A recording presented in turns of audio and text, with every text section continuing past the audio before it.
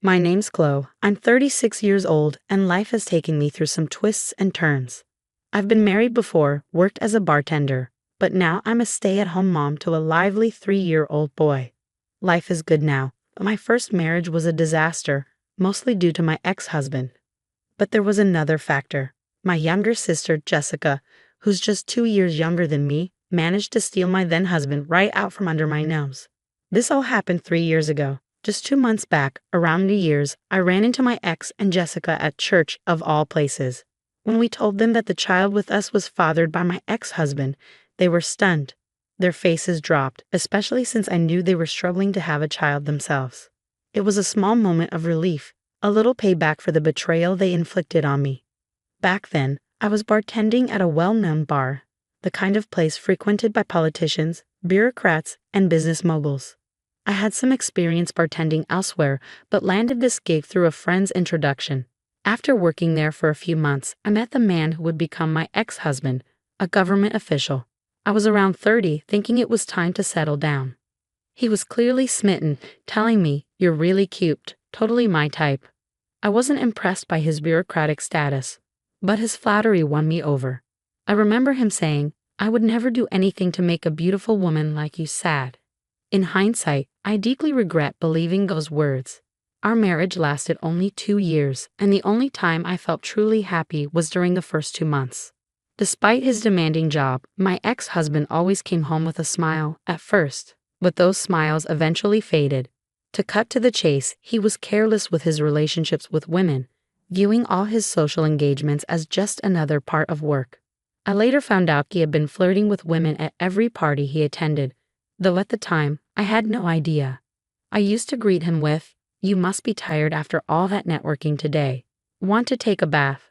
I thought I was being a supportive wife, but after just 6 months, he'd say, "Stop worrying about me, just be thankful you're living a good life because of me." I convinced myself he was just tipsy and let it slide.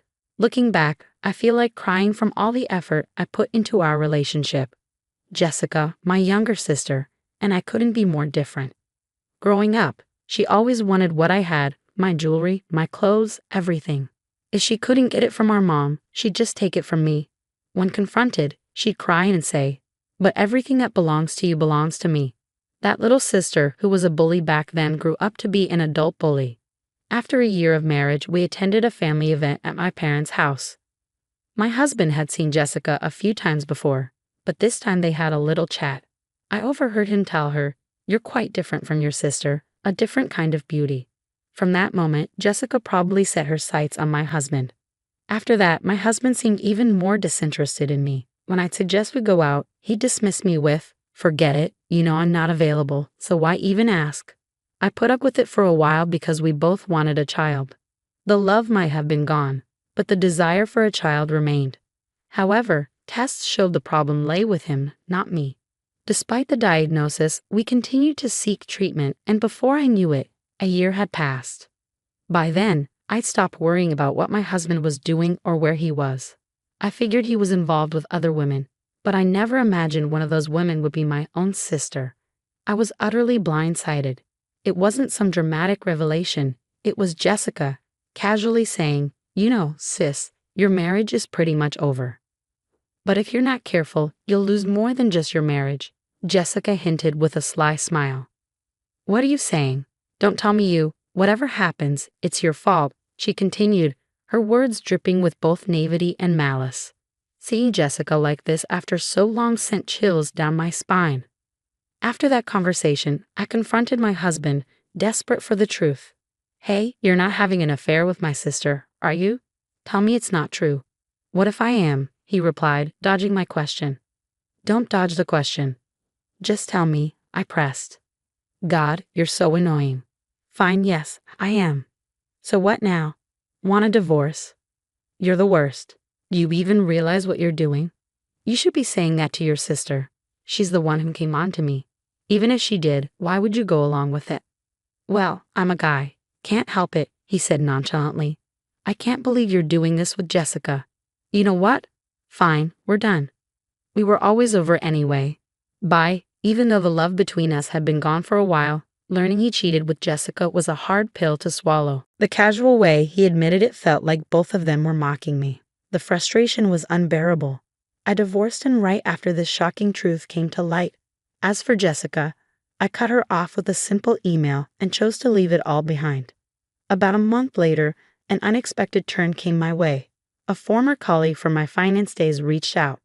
We were connected on social media and occasionally exchanged messages, but it had been a long time since we met for drinks. We caught up and had a great time. Although my story was grim, she laughed it off and mentioned someone she wanted to introduce me to. Enter Ethan, my current husband.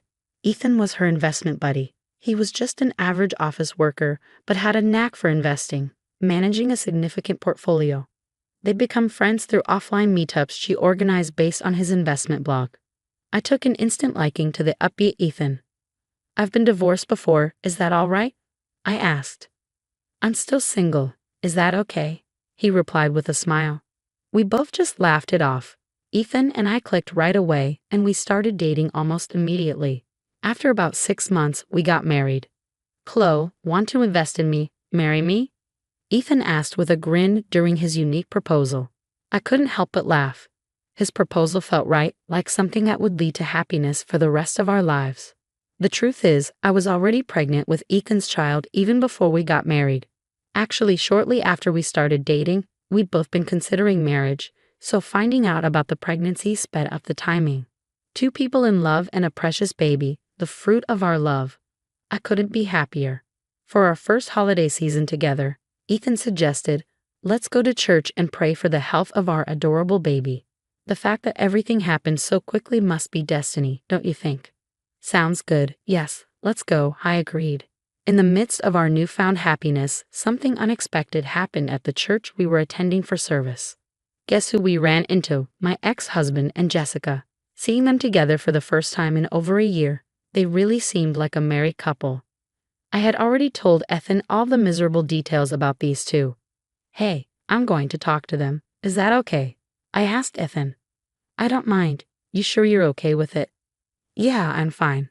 Look, I'll explain later, but can you play along that this baby is my ex's child?" As my ex-husband and Jessica approached us, we pretended not to notice and walked up to them. "Wow, what a coincidence. It's been ages, sis," I said, trying to sound casual. Jessica's face, which I hadn't seen in a long time, seemed even more twisted than before. "How nice to see you two looking so happy together," I added. "We are. We're officially married now," she replied smugly. "Nice to meet you," Ethan chimed in. "I've heard so much about you." "Really? Like what?" Jessica asked, suspiciously. "Anyway, why'd you go and have a baby with this guy? He doesn't look like he's got much of a future." "Poor kid," my ex-husband sneered. "Don't ever become the type of person who can only judge others by their looks or titles, okay?" Ethan said, speaking as if to the baby. "But if you're not careful, you'll lose more than just your marriage." Jessica hinted with a malicious edge. "What are you saying? Don't tell me you," I began, but Jessica's tone made it clear she intended to shift the blame. "You're responsible for this," she snapped. Seeing Jessica's smugness after so long sent chills down my spine. I confronted my husband directly. "Hey, are you having an affair with my sister? Just tell me it's not true." "What if I am?" he shot back, avoiding the question. "Don't dodge it. Just tell me," I insisted. "God, you're so annoying." "Fine, yes I am." "So what? Want a divorce?" "You're the worst. Do you even realize what you're doing? You should be saying that to your sister. She's the one who came on to me. Even if she did, why would you go along with it?" "Well, I'm a guy. Can't help it," he said dismissively. "I can't believe you're doing this with Jessica. You know what? Fine, we're done." We were always over anyway. Bye. Even though our love had been long gone, learning he cheated with Jessica was a tough blow. His casual admission felt like a mockery. The frustration was overwhelming. I divorced him immediately and cut off Jessica with a terse email. About a month later, an unexpected twist occurred. A former finance colleague reached out. We were connected on social media but hadn't met for drinks in a while. We caught up and had a great time. Despite my grim story, she laughed it off and mentioned someone she wanted to introduce me to. Enter Ethan, my current husband. Ethan was her investment buddy, an average office worker with a knack for managing a significant portfolio. They become friends through her offline meetups. I liked Ethan immediately. I've been divorced before. Is that okay? I asked. I'm still single. Is that all right? He replied with a grin. We both laughed. Ethan and I clicked instantly and started dating right away. 6 months later, we got married. Chloe, want to invest in me? Marry me? Ethan proposed, his unique way of asking. I laughed and felt this was the start of a happy life together. I was pregnant with Ethan's child even before we married. We'd both been thinking about marriage, and the pregnancy sped up the timeline. 2 people in love and a baby, our little miracle. I couldn't be happier. For our first holiday season together, Ethan suggested, let's go to church and pray for our baby's health. The fact that everything happened so quickly must be destiny, don't you think? Sounds perfect. Yes, let's go, I agreed. During the church service, something unexpected happened. We ran into my ex-husband and Jessica. They looked like a married couple, and I had already told Ethan everything about them. Hey, I'm going to talk to them. Is that okay? I asked Ethan. I don't mind. Are you sure you're okay with it? Yeah, I'm fine. Just play along and pretend this baby is my ex's. As my ex and Jessica approached us, we acted like we hadn't noticed and greeted them. What a coincidence. It's been ages, sis, I said casually. Jessica's face, which I hadn't seen in a long time, looked even more twisted. How nice to see you two looking so happy together, she said with a forced smile. We are. We're officially married now, she added, trying to impress. Nice to meet you, Ethan chimed in. I've heard so much about you. Really? Like what? Jessica asked. Why'd you have a baby with this guy? He doesn't look like he's got much of a future. Poor kid, my ex-husband sneered. Don't judge others by their looks or titles. You should start doing good deeds like volunteering or donating to charities. Since you're at church, why not pray for that? Ethan retorted, addressing them indirectly. You can't be serious. There's no way I'm letting this guy raise my special child. He comes from a line of bureaucrats. This can't happen. Jessica said, visibly rattled and on the verge of tears. Look, I talked to Mom. This guy's just an office worker raising a child with a man who doesn't make much. That's just asking for the kid to be unhappy. And don't forget, the child's biological father is from our family. Shouldn't we have the right to raise them? Am I wrong? She asked desperately. Absolutely. Even after the divorce, if you knew you were pregnant, you had a responsibility to tell me. After all, it's my child, my ex said. You think someone like you can raise a child? Don't kid yourself. You don't have the right to know, let alone raise this child, Ethan said firmly. Hey, stop this ugly argument in front of the baby. You abandoned Chloe and this child.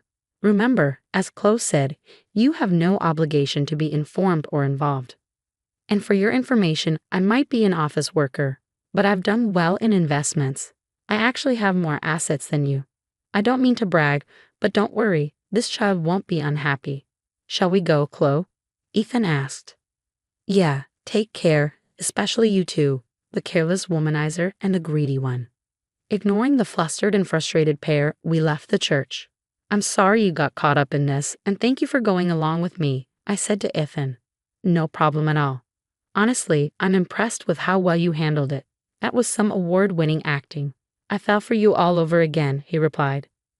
I never thought I'd end up at church for the sake of this child, let alone run into my ex and Jessica. But thanks to that encounter, I was able to get some satisfaction from my ex-husband and Jessica. I was secretly waiting for this moment, the chance to make them squirm with a lie about the baby being my ex's. I'm fully aware it's a cruel lie, but considering the heartless things they've done to me, I have no regrets. It was necessary for my sanity. Mom, you don't have to tell Jessica about me, okay? You know the situation, I said. Oops, my bad, but what happened to that girl? Mom asked. Don't worry about it. I'm sorry for all the worry I've caused you. It's okay as long as you're healthy and happy. You're getting along with your current partner, right? Absolutely. I'm actually scared of how happy I am. Having daughters who've swapped the same man as their husband would have been a big worry for Mom. I was concerned about how this could strain her heart, especially since she's living alone in the family home after Dad passed away. When I mentioned this to Ethan, he suggested we move in with Mom. Are you sure? I really like your mom, Chloe. She's a fun person. Living with her would be like having two clothes around. It'll be fun. Well, should I take that as a compliment? I laughed, realizing how understanding Ethan is. Plus, Mom would be thrilled to see a grandchild every day. And we have an extra pair of hands to help with the baby. I can't thank you enough, Ethan. So you love me even more now? I asked. Let me think about that. What do you mean, let you think? The peak of happiness is still ongoing.